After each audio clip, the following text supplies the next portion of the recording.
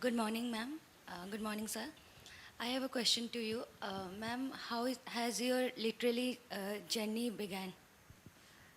I mean, Which journey? literary journey. Okay, my literary journey.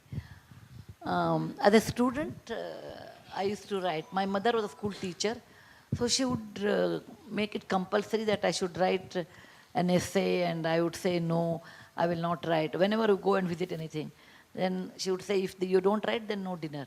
So that made me a habit of writing 25 lines a day. Okay. And it became a habit to me. So I started writing about rain, I started writing about blooming flowers, etc. And then I used to write fairly good essays in school. But I stopped writing when, in teenage, I'm sure like any other teenager, you will write something, great, something happens in life or that kind, which doesn't have much meaning now. But I started writing again after my engineering, because engineering, in that period I did not get much time. My first book came when I was 29. It's in Kannada. Kannada is my mother tongue. I wrote because I backpacked to America all alone, thanks to Murthy's funding. So I realized that I can write and that can be a book. So I started writing at the age of 29 seriously, but I started writing in English at the age of 50. Until that, I never wrote in English. I always wrote in Kannada, all my novels. At the age of 50, George, who was the senior editor with Indian Express, he told me, Sudha, why can't you write a column for Indian Express? I said, no, my mother tongue is Kannada. I'm a Kannada medium student. That means up to 10th standard, I've learned physics, chemistry, mathematics, everything in Kannada. So I told, I'm not very confident, how will I write? He said, you are a storyteller, and it is nothing but it's a vehicle. Language is a vehicle, but the story is more important. I said, okay, I will write one and let me see. And I wrote. I gave it to Indian Express. They published immediately.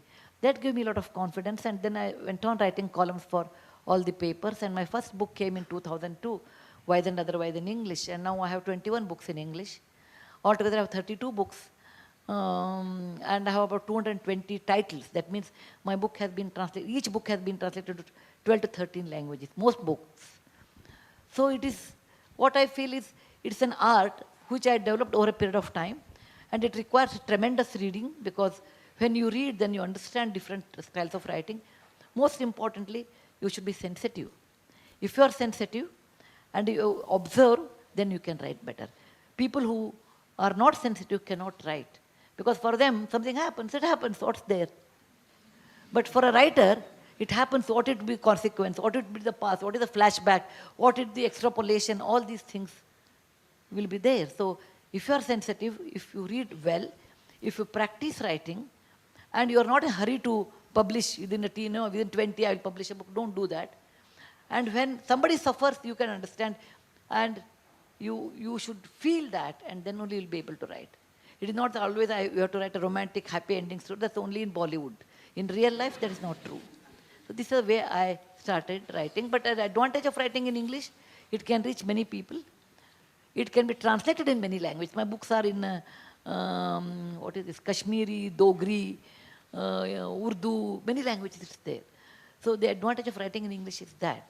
And, when I write in Kannada, I write in a shorthand on a paper. When I write in English, I write on a computer. And I think in English that time. When I write in Kannada, I think in Kannada. This is my way of writing.